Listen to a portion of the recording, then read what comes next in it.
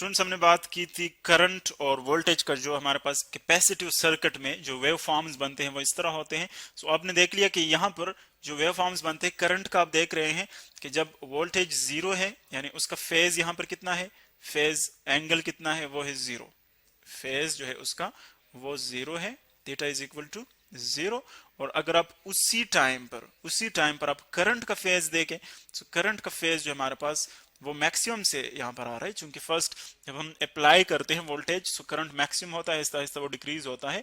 So zero voltage पर जब उसका फेज जीरो हो सो करंट का फेज कितना होता है, ये आप यूं भी लिख सकते हैं, ये है वोल्टेज के लिए फेज और ये है करंट के लिए फेज। सो करंट का फेज यहाँ पर कितना होगा, पाई बाई टू। ये हम रेडियंस में ले रहे हैं, पाई बाई टू, जो कि एक्चुअली डिग्रीज में अगर आप देखें सो वो 90 डिग्रीज के इक्वल है, 90 डिग्रीज के इक्वल।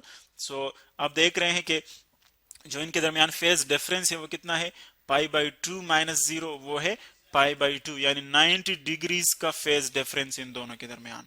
सो इसका मतलब ये है कि जब वोल्टेज का फेज जीरो है सो उस टाइम करंट का फेज जो है वो पाई बाई टू है, यानी करंट का जो वेव फॉर्म है, यानी जो करंट का एक्चुअली वेव है वो लीड कर रहा है, उससे आगे है। कितना आगे है, पाई बाई टू फैक्टर जितना आगे है उससे, यानी 90 डिग्रीज उससे आगे है। सो हम यू लिख सकते हैं कि जो फेज डिफरेंस है, phase difference, phase difference actually हम किन की बात कर रहे हैं, वोल्टेज की और इलेक्ट्रिक करंट की, वो कितना है, pi by two. Phase difference actually pi by two है, लेकिन कौन लीड कर रहा है, इलेक्ट्रिक करंट, जो कि यहां से आप देख रहे हैं कि करंट पाई बाई टू है और वोल्टेज जीरो है। सो करंट जो है वो वोल्टेज से पाई बाई टू फैक्टर का आगे है। तो इसीलिए हम कहते हैं कि आई जो है करंट लीड्स वो लीड कर रहा है, leads the voltage by pi by two. या आप यूं भी कह सकते हैं कि पोटेंशियल डिफरेंस वोल्टेज जो है that legs electric current by pi by two, यानी आप यूं कह सकते हैं कि potential difference pi by two पीछे है, पाई बाई टू फेज उसका पीछे है, या इलेक्ट्रिक करंट जो है वो पाई बाई टू उससे आगे है। सो इलेक्ट्रिक करंट लीड कर रहा है और पोटेंशियल डिफरेंस यानी वोल्टेज जो है वो लेग कर रहा है। ये तो इनकी हमारे पास जो फेज डिफरेंस है वो आ गई। और इस तरह के डायग्राम्स को हम क्या कहते हैं, जिसमें हम पोटेंशियल डिफरेंस और जो हमारे पास इसकी इलेक्ट्रिक करंट की जो डायग्राम है हमने वेव फॉर्म उसके शो किए, तो इस तरह के डायग्राम्स को हम कहते हैं फेजर डायग्राम्स। फेजर डायग्राम्स, चूंकि इसमें हम देखते हैं कि इनके दरमियान फेज डिफरेंसेस कितने हैं, फेज डिफरेंसेस। तो ये हमारे पास जो डायग्राम्स है these are called phasor diagrams. और अगर आप इसको वेक्टोरियली शो करना चाहे, सो हमने देखा था कि जब हम इस तरह के फेजर डायग्राम्स को जब हम वेक्टोरियली शो करते हैं, सो फर्स्ट हम क्या करते हैं, उसकी पीक वैल्यू लेते हैं और पीक वैल्यू को हम क्या करते हैं, हॉरिजॉन्टली हम उसको शो करते हैं। सो सपोज अगर ये हमारे पास इलेक्ट्रिक करंट है, फॉर एग्जांपल इलेक्ट्रिक करंट का वेक्टर है, ये बात याद रखिए कि ये इलेक्ट्रिक करंट की क्या है, पीक वैल्यू है, यानी जो उसकी सबसे हाईएस्ट वैल्यू होती है वो हम यहाँ पर इस लेंथ से शो करते हैं, ये इसकी पीक वैल्यू है, इलेक्ट्रिक करंट की पीक वैल्यू। इसी तरह अगर आप देखें पोटेंशियल डिफरेंस की भी हम पीक वैल्यू लेंगे, क्योंकि दोनों की वेक्टोरियल रिप्रेजेंटेशन हम देख रहे हैं। सो पोटेंशियल डिफरेंस क्या है, इससे 90 डिग्री पीछे है, यानी हमने देखा कि इलेक्ट्रिक करंट जो है वो लीड कर रहा है। सो पोटेंशियल डिफरेंस इससे 90 डिग्री क्या है, पीछे है वोल्टेज। सो हम यूं ड्रा करेंगे, देखिए इनके दरमियान 90 डिग्री का डिफरेंस है।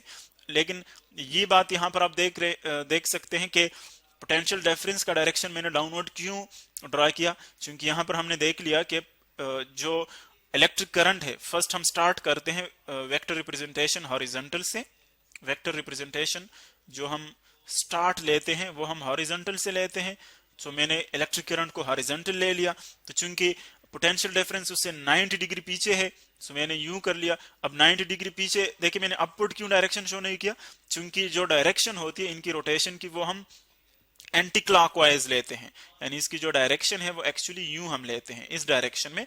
तो इसीलिए अगर हम बैकवर्ड डायरेक्शन देखेंगे अगर कोई वेक्टर इससे पीछे है तो वो यहाँ पर होगा। अगर मैंने अपवर्ड डायरेक्शन पे शो किया तो फिर इसका मतलब होगा कि पोटेंशियल डिफरेंस उससे आगे है, तो इसीलिए वेक्टर्स को मैंने इसी तरह शो किया। सो ये इसका आ गया वेक्टर रिप्रेजेंटेशन।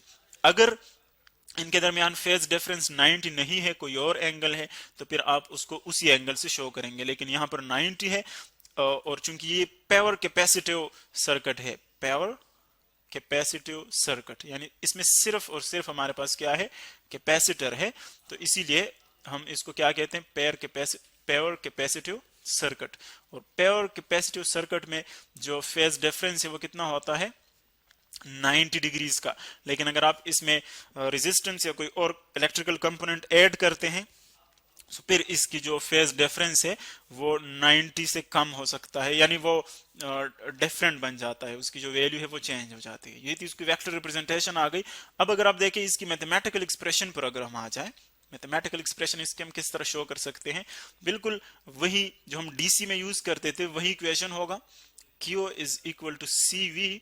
लेकिन यहां पर एसी सर्किट्स में हम क्या कहते हैं, एसी सर्किट्स में हमने देखा था कि वोल्टेज जो है वो चेंज होता रहता है, तो इसकी हर एक पॉइंट पर फिर हम इंस्टेंटेनियस वैल्यू जो है वो कैलकुलेट करते हैं, V0 साइन ओमेगा टी, क्योंकि इसकी एक कांस्टेंट वैल्यू नहीं होती, चेंज होता रहता है, तो इसीलिए इसकी हर एक पॉइंट पर फिर हम इस इक्वेशन से इंस्टेंटेनियस वैल्यू कैलकुलेट कर सकते हैं। तो इसीलिए V जो है वो कांस्टेंट नहीं होगा, बल्कि यहाँ पर इंस्टेंटेनियस V होगा वोल्टेज। तो इसीलिए हम वोल्टेज की जगह क्या पुट करेंगे, वोल्टेज की जगह हम ये वैल्यू पुट करेंगे, सो ये बन जाएगा C इंटू V की जगह ये वैल्यू पुट कर ले, सो ये बन जाएगा V0 sine of omega T, और ओमेगा टी जो है वो एक्चुअली एंगल को शो कर रहा है। ये हमारे पास इक्वेशन बन रहा है। अब जितना rate of change of charges को हम देखते हैं कि कितने चार्जेस मूव करते हैं वहां पर, और हमने देखा कि चार्जेस की जो मूवमेंट है वो डिपेंड करते हैं पोटेंशियल डिफरेंस पर, कभी वो कम हो जाते हैं कभी ज्यादा। तो इसीलिए जो इलेक्ट्रिक करंट है उसको हम डिफाइन करते हैं यहाँ पर। इलेक्ट्रिक करंट जो है एक्चुअली वो किसके इक्वल है, rate of change of flow of charges, इसको हम इलेक्ट्रिक करंट कहते हैं। सो अगर आप यहां पर देखें फिर इस इक्वेशन के मुताबिक अगर हम इलेक्ट्रिक करंट को यहां पर यूज कर ले, इलेक्ट्रिक करंट को यहां पर यूज कर ले, तो ये बन जाएगा I is equal to delta Q divided by delta T। अब इसमें वैल्यू पुट कर ले, देखें Q की वैल्यू हमने ऊपर यहां पर आप देख रहे हैं कि दी हुई है, ये चार्ज की वैल्यू है। तो अगर मैं चार्ज की वैल्यू यहां पर पुट कर लूं तो ये बन जाएगा electric current is equal to electric current की वैल्यू हम यहां पर ले रहे हैं, और जो चार्ज की वैल्यू है वो मैं यहां से पुट कर सकता हूं, चार्ज की वैल्यू से ये बन जाएगा डेल्टा, और चार्ज की वैल्यू पुट कर ले आप जो कि है C V0 sine of omega T divided by delta T, divided by delta T. ये हमारे पास वैल्यू आती है इसकी। अब अगर आप देखें इसमें जो C है कैपेसिटेंस, यानी एक्चुअली इस कैपेसिटर की एबिलिटी है कि वो कितनी जो है चार्ज, कितनी इलेक्ट्रिकल एनर्जी स्टोर कर सकता है, ये उसकी एबिलिटी है जिसको हम कैपेसिटेंस कहते हैं। सो जो एबिलिटी है एक्चुअली वो किसी स्पेसिफिक कैपेसिटर की कांस्टेंट होती है, तो इसीलिए ये चीज इसमें कांस्टेंट है। और दूसरी ये है कि इंस्टेंटेनियस वैल्यू जो है वोल्टेज की वो डिफरेंट होती है, लेकिन जो पीक वैल्यू है वो कांस्टेंट होती है, वो चेंज नहीं होती। तो इसीलिए ये जो पीक वैल्यू है ये भी कांस्टेंट है। तो इस इक्वेशन में ये दोनों चीजें हमारे पास क्या है, कांस्टेंट्स हैं। तो इसीलिए जो चेंज आएगा वो इन दोनों पर अप्लाई नहीं होगा। चेंज को फिर हम यूं लिख सकते हैं कि electric current is equal to, इन दो वैल्यूज को चेंज से बाहर लिखे, डेल्टा से बाहर लिखे, क्योंकि ये कांस्टेंट है, चेंज नहीं हो रहे, वेरी नहीं कर रहे हैं। सो चेंज जो है डेल्टा वो सिर्फ साइन ओमेगा टी पर अप्लाई हो जाएगा, साइन ओमेगा टी, चूंकि सिर्फ एंगल जो है टाइम और एंगुलर फ्रीक्वेंसी जो है वो चेंज हो रहा है। सो ये आ जाएगा डिवाइडेड बाय डेल्टा टी। अब ये हमारे पास एक मैथमेटिकल रिजल्ट आ गया इलेक्ट्रिक करंट का। अब इसको हम मजीद देखेंगे कि इलेक्ट्रिक करंट को हम किस तरह डिराइव कर सकते हैं इससे, और इसकी इलेक्ट्रिक करंट की वैल्यू हम सिंपल फॉर्म में, साइन वेव फॉर्म में या कॉज वेव फॉर्म में किस तरह लिख सकते हैं, यानी इस फ्रैक्शन को सिंप्लीफाई करेंगे। इसको हम कंटिन्यू रखते हैं नेक्स्ट लेक्चर में।